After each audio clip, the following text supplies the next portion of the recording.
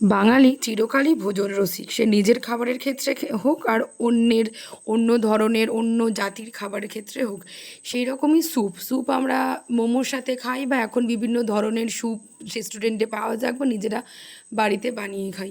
শীতকালের রাত হোক বা বর্ষাকালের রাত, একটু গরম বা শরীরটা খারাপ লাগলে তো স্যুপ সেই রকমই একটা খাবার। তো আজকের আমার মায়ের শরীরটা খারাপ, তো মায়ের হয়ে আমি এই রান্নাটা করলাম আর ভয়েস ওভারটাও দিলাম। আপনারা সবাই জানেন ঘরোয়া স্যুপ খুব খুব মানে বাড়ির জিনিসপত্র দিয়েই বানানো যায়। আমিও সেই রকমই বানাচ্ছি, একদম ঘরোয়া পদ্ধতিতে, খুব বেশি জিনিসপত্র বা অনেক আর্টিফিশিয়াল বাইরে থেকে আনা সেরকম কোনো জিনিসপত্র না। একদম ঘরোয়াভাবে আমি জাস্ট বাড়িতে যে সবজিগুলো আছে, গাজর, ধনেপাতা, কর্ন, এই সব জিনিস দিয়েই বানাচ্ছি। তো কিছু না, প্রথমে জাস্ট একটু কড়াতে বাটারটাকে দিয়ে, আর হ্যাঁ একটা কথা, আমরা কিন্তু এইখানে কোনো রকম তেল ব্যবহার করিনি, পুরো রান্নাটাই একদম অল্প বাটার দিয়ে রান্না করেছি। তো তেল দিয়ে তার মধ্যে হচ্ছে রসুনগুলো অল্প অল্প করে কুচি করে নিয়ে, রসুন কুচি আর একটু সামান্য লঙ্কা কুচি দিয়ে, আর তার সাথে চিকেনগুলোকে নিয়ে একটু নাড়াচাড়া করে নিতে হবে। আপনাদের বাড়িতে যদি বাচ্চারা থাকে সেক্ষেত্রে আপনারা হচ্ছে লঙ্কাটা নাই পারেন দিতে, শুধু চিকেনটা দিয়ে করতে পারেন। তো চিকেনটা যখন মোটামুটি 50% মতো একটু ভাজা ভাজা হয়ে যাবে, বেশি লাল লাল করা দরকার নেই, জাস্ট একটু ভিতরটা সিদ্ধ হলেই হবে। তারপরে আমরা যে যে সবজিগুলো অ্যাড করার আছে সেগুলো অ্যাড করে দেবো। তো গাজর ছিল আমার কাছে, তো গাজরটা একটু শক্ত হয়তো আমি চিকেনের সাথে একটু পরেই দিয়ে দিয়েছিলাম। তো আপনাদের কাছে যদি বিনস থাকে তারপরেই দিয়ে দেবেন।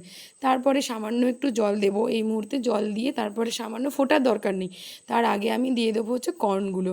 কর্নগুলো আমার তো ফ্রেশ কর্ন আমি পাইনি, ফ্রোজেন কর্ন ছিল, তো খুব শক্ত নয়, একটু মানে হালকা হচ্ছে নরমও ছিল। কর্নটা দেওয়ার পরে জলটা একটু ফুটে উঠলে ওপর থেকে আমি হাফ চামচ মতো সোয়া সস দিয়ে দেবো।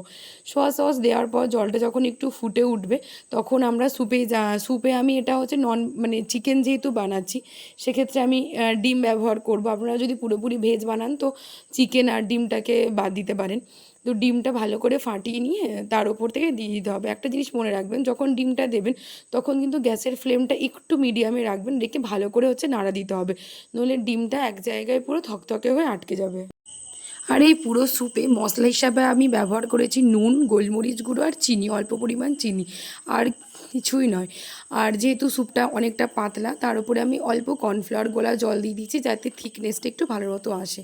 আর এত বৃষ্টি হচ্ছে আমাদের এখানে, বৃষ্টিতে ভিজে আমারও গলার অবস্থাটা খারাপ, বুঝতেই পারছেন। তারপর আর কি, স্যুপটা মোটামুটি ফুটে উঠলে তারপর আমি একটু ধনেপাতা ছড়িয়ে দেবো। আর ধনেপাতাটা কিন্তু অপশানাল, আপনাদের যদি ধনেপাতার ফ্লেভারটা ভালো লাগে তাহলে দেবে, না নইলে দেওয়ার দরকার নেই।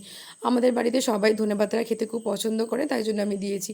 তারপরে নামাবার আগে আরও একটু গোলমরিচের গুঁড়ো আর অল্প একটু বাটার দিয়ে ভালো করে ফুটিয়ে আমি নামিয়ে নেব। একদম ঘরোয়াভাবে বানিয়েছিলাম, খুব বেশি জিনিসপত্র দিয়ে নয়। এর সাথে আপনারা আরও বিভিন্ন রকম সবজি দিলে ব্যাপারটা আরও সুন্দর হবে। শীতকালে এই স্যুপটা খেতে খুব ভালো লাগে, বর্ষাকালেও বৃষ্টির দিনেও খেতে ভালো লাগে, যেহেতু আমাদের বাড়িতে সবারই শরীরটা খারাপ, কারোর জ্বর, এই দেখুন আমার গলার অবস্থাও খারাপ, সেই জন্য সেদিনকে রাত্রে ভেবেছিলাম এই স্যুপটাই বানাবো। তাহলে আবার কি হচ্ছে দেখুন, আমার স্যুপ বানানো মোটামুটি কমপ্লিট হয়ে গেছে, এবার রাত্রিবেলা এটা আমরা সবাই মিলে খাবো। তো এর সাথে আপনারা ব্রেড বাটার বা গার্লিক ব্রেড বাটার এইগুলো সার্ভ করতে পারেন। তো আমরা শুধুই খেয়েছিলাম। তাহলে কেমন লাগলো অবশ্যই কিন্তু জানাবেন।